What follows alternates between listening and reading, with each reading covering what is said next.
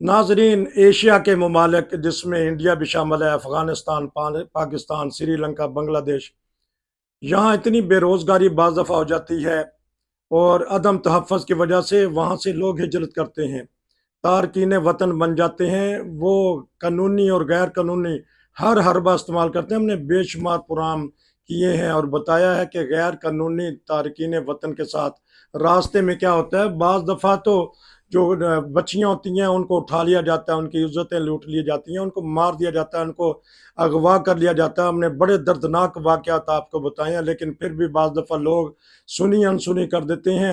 मेरे साथ हैं यूनुस बलोच जमाली साहब, वो भी बातें बताते रहते हैं। आज फिर मैं उनसे उनके पास चलूंगा जो कश्ती डूबी है, और तारकिन वतन को फिर कुछ ना कुछ एहसास दिलाएंगे कि जो आ रहे हैं वहां से वो किस तरह आए, क्योंकि यूरोप को ज़रूरत तो है लेकिन काश के असल तरीके से आए। जी अस्सलाम वालेकुम। वालेकुम अस्सलाम व रहमतुल्लाह। हर साल, हर रोज, हर महीने हम सुनते हैं, खबरें ऐसी आती हैं, बाज दफा खबरें दब जाती हैं, लेकिन हालिया में जो सैकड़ों के हिसाब से हमारे तारकिन वतन डूब गए, समंदर की नजर हो गए। बताइएगा क्या कहना चाहेंगे इस बारे में। जी जी, मेरा नुक्ता नज़र थोड़ा-सा डिफरेंट है इस मामले में। जी मैं आपसे खरी बात करूँगा और सच बात करूँगा। बहुत सारी मेरी बातें कड़वी भी लगेंगी जी। और वो जिसे कहते हैं ना पंजाबी में कि कलेजे ते लगणगियाँ। ठीक। ये पेश की माज़रत इस वजह से, ये बात जो मैं कर रहा हूँ या जो भी करूँगा तबसरा वो हकीकत पर मबनी होगा। जी। किसी को अच्छा लगे या ना लगे इससे कतई नज़र वो हकीकत होगी बहरहाल। ठीक। हर खिता ज़मीन अपने वासियों के लिए मुकद्दस होती है। ठीक। जो जहाँ जिस जगह पे पैदा होता है, वो हमेशा उस खित्ते से जुड़ा रहता है। ठीक। चाहे वो अमेरिका की पार्लियामेंट में भी जाके बैठ जाए, हम्म। चाहे वो स्वीडन के पार्लियामेंट में जाके वज़ीर बन जाए, जर्मनी का वज़ीर बन जाए। देखा जाए तो बेसिकली हमारी उठान तो एशिया में हुई है, ठीक। पाकिस्तान की बरे-सगीर में हुई है। वहाँ से पैदा होके चलने के बाद मेहनत करते हुए, हिजरत करके इन ममालिक में रच बस गए हैं। ठीक। आज हमारे पास नेशनलिटियाँ हैं, किसी के पास स्वीडन की है, किसी के पास हॉलैंड की है, जर्मनी है, ठीक। जापान है, अमेरिकन ग्रीन कार्ड होल्डर हैं। ठीक। लेकिन जिस जगह पे आप पैदा हुए हैं, उस खित्ते से आप कट नहीं सकते हो। ठीक।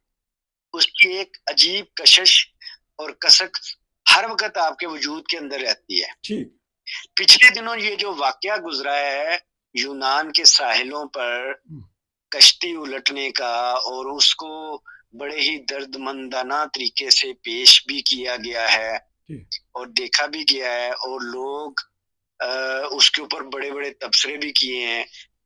तो बात सिर्फ़ इतनी सी है कि जब आपका मुआशरा या आपका रियासत उसको इल्ज़ाम तो आप ठहराते ही हैं जी कि हमारे मुल्क में या हमारी रियासत में अगर अच्छे ख्वाब की तबीर मिलती तो हम क्यों अपना मुल्क छोड़ते? ठीक। भाईजान, बात ये नहीं है। असल बात होती है तवक्कुल की। अच्छा। जो बेतवक्कुली होती है ना, वो आपको कहीं कहीं भी नहीं छोड़ती। ठीक।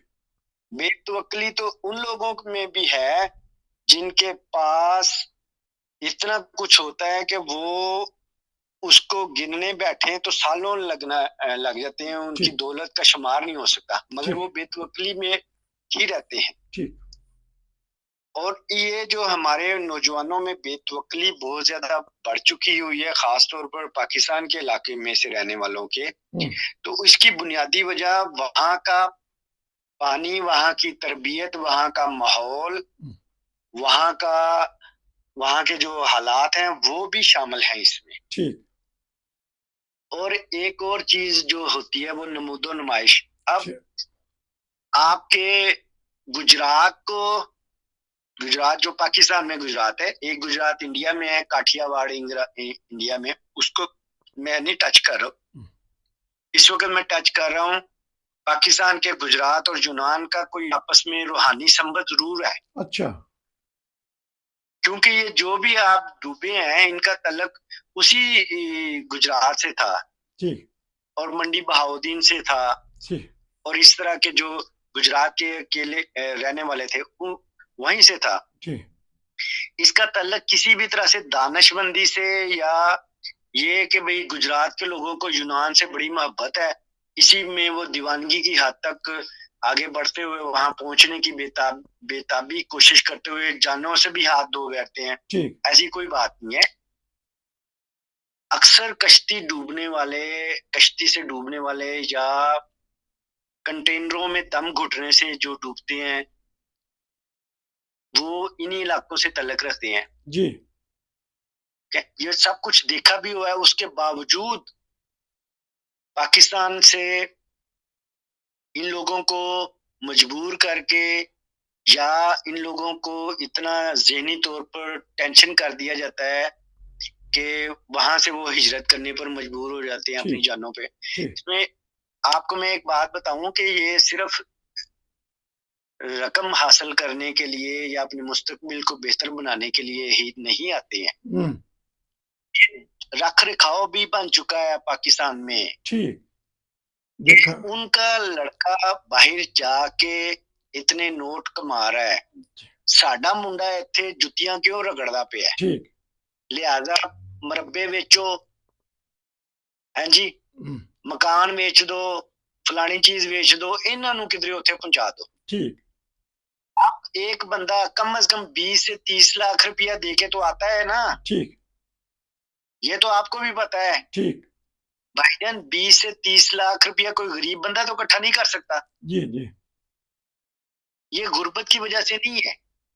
अच्छा जैसे मैंने पहले बताया, बेतवक्ली है, लोगों को अपने ऊपर एतमाद भी नहीं है, अल्लाह ताला की जात पर भरोसा ही नहीं है, कभी शुक्र करना तो सीखा है ही नहीं ना। ठीक अगर 20-30 लाख रुपया आपके पास है, आप अपने मुल्क में अच्छा खासा रोजी कमा सकते हो, अच्छे खासे तरीके से आप बिजनेस कर सकते हो। मगर नहीं, हमने वहां करने पाकिस्तान रखिया की है, असी तो बाहर जाना है। और फलाना जिहड़ा साडी खाला दा पुत्तर है, वो उत्थे बैठ के ऐ करदा पिया है, साडे मामे दा जिहड़ा पुत्तर है उन्हें ऐ कर लिया है जी, फुफी दियां बेटियां जिहड़ियां ने उन्हां ने फलाने फलाने कर लिया ने, असी उन्हां नूं जाके विखावांगे असी भी आ गए हैं इत्थे। इसका हल क्या है कि आपने तो अवाम का तो बता दिया कि लाशौरी तौर पे वो इसमें आ जाते हैं, हुकूमत को क्या कहना चाहेंगे इस मामले में? हुकूमत कुछ नहीं कर सकती, हुकूमत तो खुद इसमें शामिल होती है भाईजान। अच्छा जी, हुकूमत को टैक्स मिलता है, हुकूमत को जो वो जगह टैक्स मिलता है, हुकूमत के वजीर इसमें शामिल हैं, माफिया है ये। आप क्या समझते हैं कि ये जो 20-30 लाख रुपया एक बंदे ने दिया है, उसमें से हुकूमत को नहीं मिला? डेफिनेटली मिला है उनको, इसलिए तो कान मुंह लपेट के वो चुप करके बैठे होते हैं। एक मेरी बात सुने, और इसमें ये सिर्फ पाकिस्तान की हुकूमत शामिल ही नहीं है, ये सारे शामिल है, यूरोप वाले भी शामिल हैं, अमेरिका वाले भी शामिल हैं। हर दुनिया में ये काम होता है, इंसानी स्मगलिंग में मुलव्वस बड़ी बड़ी हुकूमतें हैं। ये चाहते हैं, जान के ये चाहते हैं कि गरीब ममालिक से, नौजवान ममालिक से ये लोग बाहर निकले, हम इनको फना करें, फिनिश करें। इनका काम ही ये है कि दुनिया में से जितनी ज्यादा नौजवान लोग हैं उनको खत्म करें किसी भी तरीके से। कोरोना वायरस हो गया, जंगे हो गई, ये किश्तियां डूब के मर गए, यूके में आने वाले डोवर की वहां पर डूब जाते हैं, फ्रांस से जो बोट के जरिए से क्रॉस करते हैं इंग्लिश चैनल, वहां पर कई लोग डूब जाते हैं।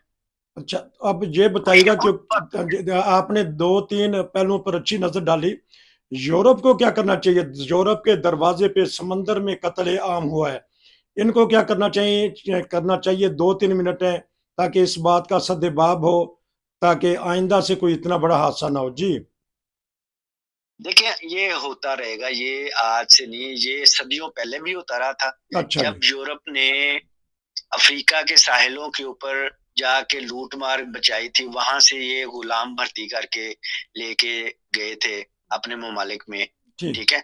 उस वक्त भी इनकी कश्तियां डूबती थी, वो भी डुबा देते थे जानबूझ के।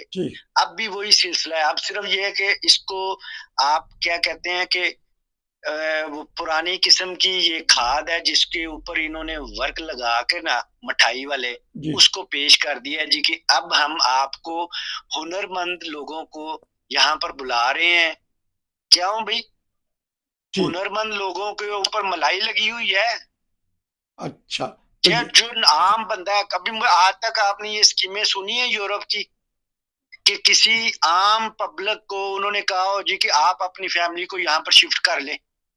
अच्छा, नहीं, वो सिर्फ क्रीम खाने के माहिर हैं। केक के ऊपर जो क्रीम होती है ना, वो खाते हैं। यूरोप में चाहे जर्मनी हो, चाहे इंग्लैंड हो, चाहे स्वीडन हो, डेनमार्क, अभी इन्होंने ये जो नई स्कीमें खोली हुई हैं कि हुनरमंद अफराद, बासलाहियत अफराद यहाँ पर आए, वीजा लें, यहाँ पर जॉब करें, हम उनको सैलरी देंगे, अच्छी ठीक, खासी पैकेज देंगे, वो अपना मुल्क छोड़ के आ जाएं। ठीक।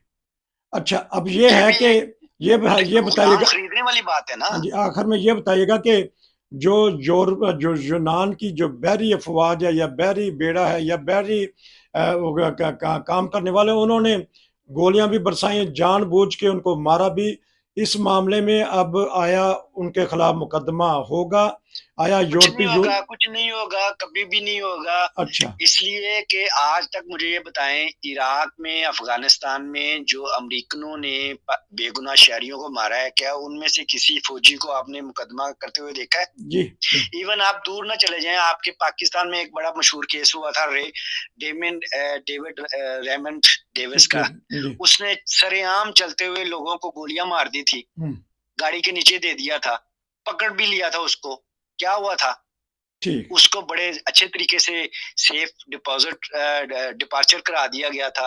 बाकी वो अभी बैठ गया इंग्लैंड अमेरिका में, वापस जाके उसने किताबें लिख दी हैं। ठीक, इसी तरह ये जो यूनान के लोगों ने किया है, उनका भी कोई कसूर नहीं। उनको हुकूमत की तरफ से ये पुष्ट पनाही थी कि मारो इनको। ये है कि कीड़े मकोड़े ने इन्होंने इतने ठीक, आके साढ़े उत्ते पै जाना है। ਸਾਡੇ ठीक, ਉੱਤੇ 300 ਬੰਦੇ 400 ਬੰਦਿਆਂ ਦੇ ਖਰਚਾ ਪੈ ਜਾਣਾ ਹੈ। ਅਸੀਂ ਇਹਨਾਂ ਦੀ ਖਿਦਮਤ ਵੀ ਕਰਾਂਗੇ, ਇਹਨਾਂ ਨੂੰ ਅਸੀਂ ਅਸਾइलम भी ਦਵਾਂਗੇ, ਇਹਨਾਂ ਨੂੰ ਖਾਣ पीन में जान छुड़ाओ ਇਹਨਾਂ ਦੀ। ठीक, क्योंकि ये आपने कड़वी बातें हैं लेकिन हकीकत है। लोगों को ये समझना चाहिए, पाकिस्तान वालों को मेरा एक ही पैगाम है। जी, देखें, हम जिस तरीके से, जिस करब से यहाँ पर पहुंचे हैं ना, जी, इसके पीछे एक हकीकत है।